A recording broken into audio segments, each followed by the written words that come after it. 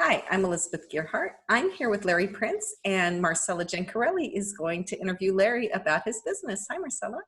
Hi, good morning, Elizabeth. Yes, my name is Marcella Gencarelli, and I'm with Lakeland Bank Client Engagement. And I am thrilled to be introducing Larry Prince of PrinceLeadership. It's an amazing opportunity to have the privilege to interview you today. So, Larry, what is PrinceLeadership? Well, first, Marcella, thank you.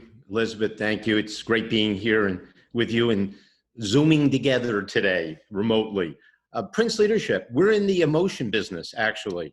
And I'll explain that more in a second. As business consultants, you could say from our website, what we do is we focus on helping small and middle market businesses grow, that's revenue and profits, and better lead their people to stronger results and be stronger in what their people, management teams, and all their staff and employees do.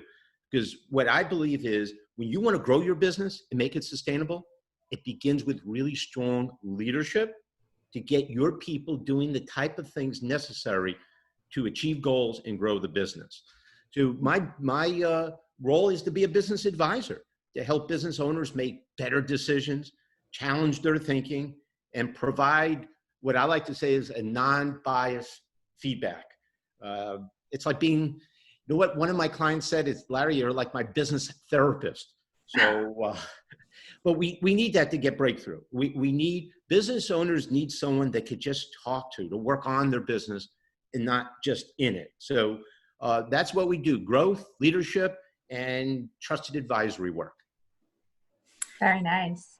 Yeah. So you kind of touched on a little bit of what makes you different.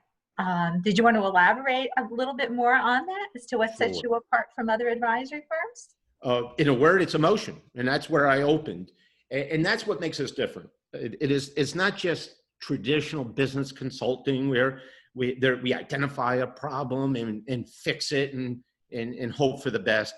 We really want to develop long-term relationships with our clients, and the key here is emotion. And what we recognize, and with my clients, what I recognize is not until that emotion is put on the table does that business owner get the change he or she is looking to get. And that emotion comes in the form of money, time they spend, how it affects whatever's happening in their business, how it affects their relationships, it affects achieving their business and personal goals. Sometimes they're one. And in many cases, how it affects the emotion, the value of their business and their legacy. So we need to find, and what I do is I want to pinpoint that emotional moment that allows for breakthrough. Very good. Very nice. Very interesting. So you're able to do the diagnostic that a business needs in order to bring them forward to have that realization of the breakthrough. So you achieve their buy-in so they can be successful. So I guess that leads me to my next question is, why should a business hire you? You answered it. You know what? Business owners who want a different outcome are the ones who want to hire people like me and hire me in particular. When the emotion hits, that is when there's a self-awakening and a self-awareness to say, I need something different. I'm tired of being stuck and not growing the business, or I'm tired of having the same people challenges and people management issues that frustrate them. So my clients also want, and what they expect is a holistic approach. So we marry the emotional factor that I talked about with bringing real disciplined business assessment tools to quantify or pinpoint the health of a business. Let's quantify what these issues are in terms of affecting revenue, affecting profit, affecting sustainability and the value in the business. So we marry this emotional pinpointing with using good business assessment tools to quantify what these issues mean for the business. Very good. Very interesting. So could you describe your typical client? It's a business, typically we say small middle market businesses. That's businesses with about $3 to $50 million revenue a year. Many different industries, Marcella, healthcare industries, manufacturing, technology, different service businesses, including financial services. Mainly through the years, it's in the New York, New Jersey, Connecticut area. But I have clients right now in California, Wisconsin, and Montana, believe it or not. And I've never met them. It's all done regardless of COVID-19. We've been working together remotely very successfully through the last couple of years with those clients. Wow, so you were able to successfully make that transition because you had already implemented a plan. Yeah, exactly. And the plan is sometimes it's been technology just like this, but other times it's just old-fashioned talking on the phone. And sometimes just talking on the phone focuses a person. There's not the other distractions or concerns around how do I look and what is Zoom going to work today or not. And so my California client, we've been working together for more than 2 years. And we've never met, we've never seen each other. It's all on the phone, and it's very successful. Oh, that's so nice. So they can actually literally have you on speed dial. Well, yes. Or speed email sometimes, yes. That's so nice. That is so nice. Yeah. So then you can describe a little deeper is how do you work with your clients? That's a good question. And it all begins with, and it's a good bridge from what I just said, it all begins with a conversation. And that conversation is, I have a plan, but I make it very conversational, kind of like you're doing right now so nicely. And I just want to talk. I want to find that moment in time in that first conversation for an hour or so where I can pinpoint that emotion. So I want to hear what they think their challenges are, what the opportunities are, what's working, not working, what frustrates them. And I'll ask questions like that. I'll even actually ask, so when do you get emotional? How is this affecting your relationships with your family, your friends, your people you lead in your company? We begin there, and then when there's buy-in that there is a need to change, then we bring in the analytical, the validated, data-driven process, the business detective tools, as I like to say. And what we do is we assess a number of internal and market drivers. So we know what the strengths of the organization are. We know what the roadblocks are, opportunities. And Marcella, we identify what is the gap between how they're functioning now and what that potential for that organization is and how to go from here to there. And we do that through really quantifying using these tools and the conversations we hold. You know what else I think that differentiates us? And I say us, it's me, but I have associates I bring in depending on the situation. And so sometimes I tend to say we or us. What I'd like to do is take a problem-solving approach. And this is what it means. And I give an example, a little story. Can I share a story? Wonderful, Larry. That was going to be my next question, so you read my mind. Well, I'll tell another story after, but here's something that is an important realization for this company. And I was with them, and they were energized to solve a particular problem. And they were going with I couldn't stop it, with real passion around, we could do this, we could do that, there's possibility and that possibility. And we're making the list on the flip chart and on the board. And I had to share with them, unfortunately, almost every one of those solutions, although you're excited around, had nothing to do with the problem we were discussing. And there's a tendency not to have discipline around problem solving. There's a tendency, Elizabeth and Marcella, for companies to jump to solutions. And what I do is I bring discipline to the problem solving approach. Let's look at the problem. And here's something interesting. Almost 80% of the time, the problem we begin with, or that's stated originally, is not the problem that has to be solved first. And we really use, or I use, this why approach. Let's dig deeper like a detective and pinpoint the real root and impact of a particular problem and say, okay, team, is this the problem that needs to be solved? When we identify that, then the solutions could solve flow. So I take this real disciplined approach, which I teach and coach as well as facilitate. Very nice. That was actually excellent. Excellent. That's a great differentiator that you have and that you can offer your customers. Do you have a particular case study that you could share? You know what? I like to share current things. And right now, this is interesting because it plays into COVID-19 as well.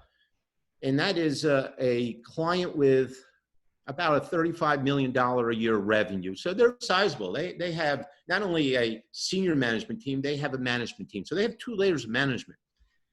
And sales were flat at the end of last year. And more important to the owner, profits were down to 0 almost. So the owner said, and I knew them for a bit of time. The owner says, literally, help. I need help. And this goes back to the emotion. This is when a business owner, when they admit and they're aware and accept that emotion, it opens the door for change. And she said, and she's a powerhouse. She built this organization. I give her so much credit.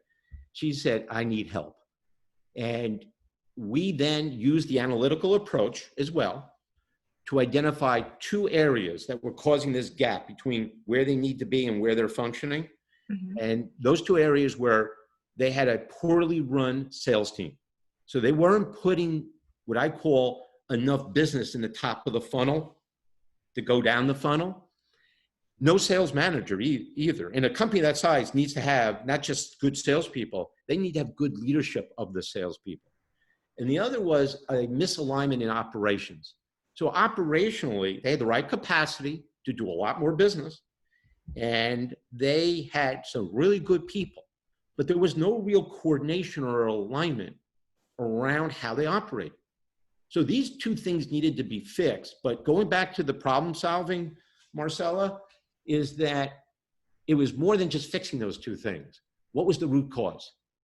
And the root cause, and this holds for almost every client I've ever had, is when companies don't have specific measurable goals that everyone's responsible for, management team and all employees, and they understand their accountability to those goals and how it aligns with the mission. When you don't have that, you have a misaligned organization.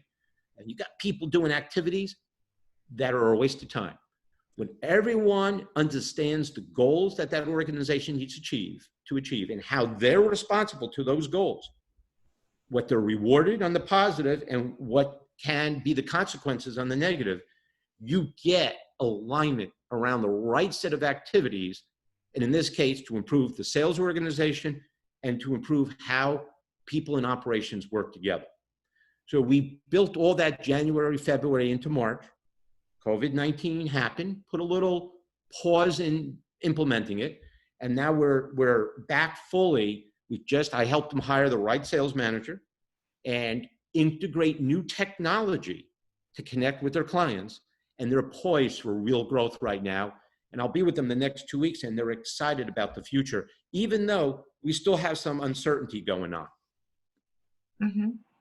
No, that makes sense. Makes a lot of sense, Larry. Thank you. You had alluded before, you had mentioned about a team that you have that you work with. And I just had a few questions, Larry, about like what types of roles do the members of your team have and how do they assist you in assisting your clients? Right. I look at what I do as being the kind of the architect of how we move a company forward. And I'll bring the contractors in. So it could be a CPA, a CFO. And it's very important for these companies. Many companies under $50 million of revenue a year lack the financial disciplines. How to use operating reports on a monthly basis to assess where their business is at, how to project revenues, how to match that versus all expenses, and to not only project revenues, but also profits. So that discipline, I bring in a CPA or a CFO to do that. Also long-term, we don't want to just fix things for the short term. We want to create long-term sustainability. So I work also closely with a business strategist and a business innovator. And then sometimes there's HR functions that just need cleaning up. And I could bring in an HR expert on that. and we make it seamless. I make it seamless so it's easy for, everything goes through me as the architect, and it makes it easy for the business owner, and they don't worry about what we do behind the scenes to coordinate that. Right, right. So you're the architect and a quarterback all in one. You're ready to go. I like that. I'm a big football fan, so yes, the quarterback. That's a good expression. Oh my goodness, Larry, this has really been a joy. What advice do you have for business owners that you would like to share and impart to those who are going to watch your interview? Well, Marcella, Elizabeth, thank you very much for spending the time today. Sometimes I try to pinpoint things in one word. And this word, my advice for business owners, as we still work through uncertain times, is acceptance. Don't wait. So I talk to a lot of business owners, and they're trying to figure out, with many different scenarios that they plan on the next month. Well, what if this happens 2 months from now? And I hope this happens. And if this happens, then I could respond this way. And they're not moving forward. What I'm telling my clients, and I just wrote an article on this that will be published soon, is the power of acceptance. When we accept the current situation and uncertainty as though it's not going away, and we figure out how to assess opportunity, minimize threats, adapt to the current environment, and then take the right action for all your people and rally them around the right action, not just for the next month, 2, or hope that it's going to change by the fall, but this is the new normal. This is how we're doing business out in time, and have everyone understand that, accept it, and act that way. Then you have business leaders and owners that can create growth and sustainability while their competitors are waiting and hoping for change that might not come for a year or 2. That's my advice. That's wonderful. Thank you so much, Larry. Elizabeth, do you have anything that you'd like to ask or anything to add? Larry, you are amazing. Thank you. Just one thing to add, Larry, you are a font of wisdom. This was amazing. I think business owners who get to work with you are fortunate, and I hope that people find you and really move their companies forward as a result of working with you. So thank you very much for this. Thank you to both of you. Greatly appreciate it. Be well.